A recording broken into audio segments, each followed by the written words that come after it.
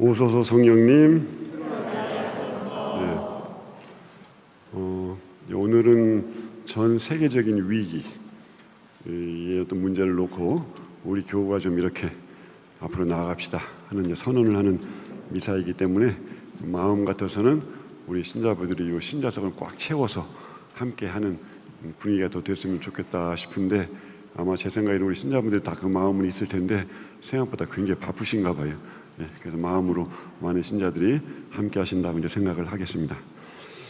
이 생태 위기에 대한 경고는 사실 오래됐습니다. 수십 년 전부터 그런 경고는 사실은 있어 왔는데, 그러나 10여 년 전만 해도 생태 위기에 대한 경고에 그렇게 심각하게 귀를 기울이는 사람들이 그렇게 많지 않았습니다. 그러나 불과 몇 년 전부터 이제 전 세계적으로 위기의식이 고조되어서 각 나라마다 구체적인 정책들이 연구되고 또 실행되기 시작하고 있습니다. 최근에는 생태계 파괴가 이미 한계점에 이르렀다는 그런 과학적인 분석을 내놓고 있습니다. 전문가들이 말하는 한계점이란 지금 당장, 오늘 당장 탄소 배출량이 전혀 없는 탄소 제로인 상태가 된다 해도 이 생태계 파괴는 상당 기간 계속 진행될 수밖에 없다는 이제 그런 뜻입니다. 그래서 생태계 복원이라는 말 대신 이 파괴 속도를 최대한 늦춰야 한다는 그런 말을 하고 있습니다. 우리가 살고 있는 이 지구는 이 정도로 심각한 상태에 처해 있습니다. 그런데 아직도 특별히 또 선진국 국민들은 이 심각성에 대해 들어 알고는 있지만 피부로 그 심각성을 좀 덜 느끼고 있는 것 같습니다. 그렇지만 하루하루의 삶이 자연에 노출되어 있는 가난한 나라들은 이 피해를 엄청나게 당하고 있습니다.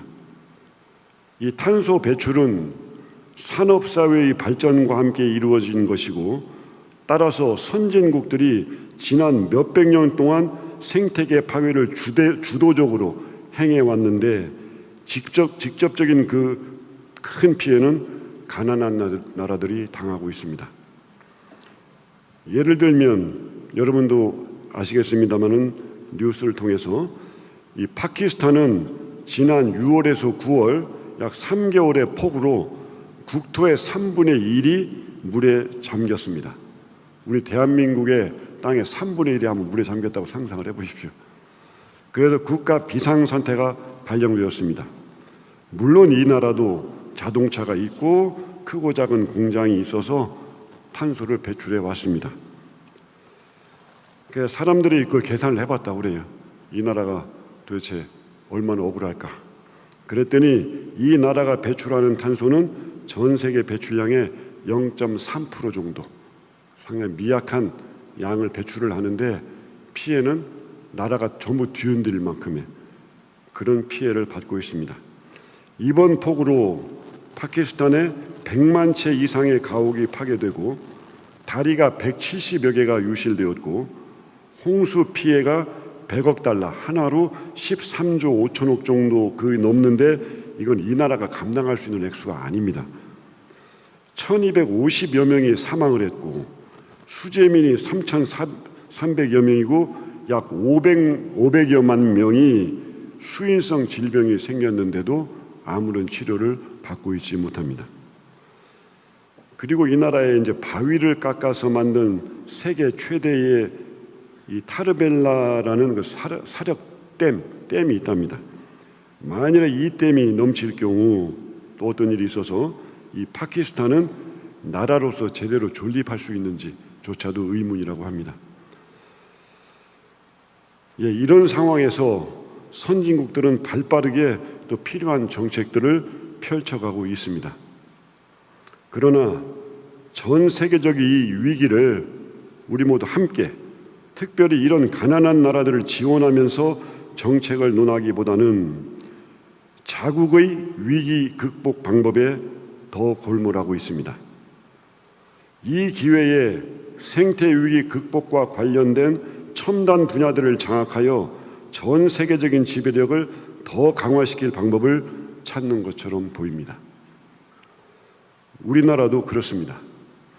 이 프랑스에서는 이 탄소 배출이 지금 결정적인 문제이기 때문에 탄소 배출을 줄이기 위해서 자동차로 마치 고속도로처럼 아주 좋은 길, 자동차로 2시간 이내 거리 비행기는 아예 운항을 금지하는 그런 법안을 만들고 있습니다. 여러분도 아시겠지만 비행기와 자동차를 비교를 하면 거기에 탄 사람 수 대비 탄소 배출량이 비행기가 훨씬 높죠. 그 무거운 비행기를 공중에 띄워야 되니까. 그래서 자동차로 2시간 내에 그 정도, 사실은 우리나라는 저녁이라고 할 수 있죠. 비행기 2시간이니까. 그 내에는 비행기를 아예 띄울 수 없게 비행을 금지하는 그런 법안을 만들고 있습니다. 그런데 우리나라는 현재 우리나라에 공항이 15개가 있는데 10개를 더 만들 계획을 가지고 있습니다. 누구를 위해서, 무엇을 위해서 이런 정책을 실행하려고 하는지 저는 이해하기가 참으로 힘듭니다. 하느님께서 창조하시고 우리 인간에게 맡기신 이 세상을 아주 건강하게 보존하는 것은 태초부터 우리 인간에게 주어진 막중한 책임입니다. 제가 이 강론에 쓰지는 않았는데 갑자기 바울 사도의 로마서 말이 생각이 납니다. 이 피조물들이 우리 인간의 자녀들이 자기들을 해방시키기를 신음하면서 기다리고 있다. 이런 말이 로마서에 있습니다. 그리고 그 길에서 모든 민족들이 함께 성장하는 것. 모든 사람들이 하느님의 아들, 딸입니다. 내가 하느님의 아들과 딸인지를 아는 사람이 있고 모르는 사람이 있을 뿐이지 하느님에게는 모든 인간이 그 아들이고 딸입니다. 그래서 모든 민족이 함께 성장하는 것이 또 하느님의 뜻입니다. 저는 이러한 상황에서 하느님의 교회인 우리 대전교구에서 전기에너지 자립과 탄소 중립을 위해 최대한의 노력을 즉시 행할 것을 촉구합니다. 무엇을 해야 하는지는 최근에 그 많은 정보와 교육으로 우리 모두 거의 잘 알고 있습니다. 우선 모든 본당과 교회 기관에서 이를 위한 구체적인 방법을 즉시 찾고 실천해 주시기를 바랍니다. 여러 가지 방법이 있지만 이미 우리 교구에서 또 불이 햇빛 발전 협동조합을 통해서 몇 본당에서 이미 시작하고 있습니다. 사랑하는 형제 자매 여러분, 이 본당과 교회 기관은 제가 이 탄소 중립을 선언하면서 즉시 시행하라고 제가 강력히 촉구하지만 우리 신자 여러분들의 가정에 제가 어떻게 의무를 부여할 수 있겠습니까? 그렇지만 우리가 현재 누리고 있는 편리한 생활을 그대로 누리면서 우리가 현재 쓰고 있는 에너지를 그대로 소비하면서 그에 필요한 에너지의 양을 재생 에너지에서 얻으려고 한다면, 지금 내가 편리하게 사는 것을 조금이라도 포기하지 않는다면 탄소 중립 달성은 아예 불가능합니다.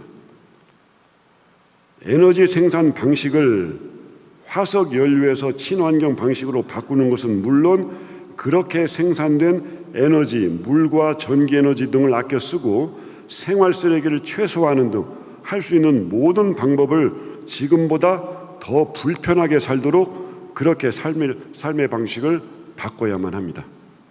저는 분명히 말할 수 있습니다. 검소한 삶이 사실 우리의 정신과 영혼에 훨씬 더 큰 자유를 준다는 것을 저는 확신합니다.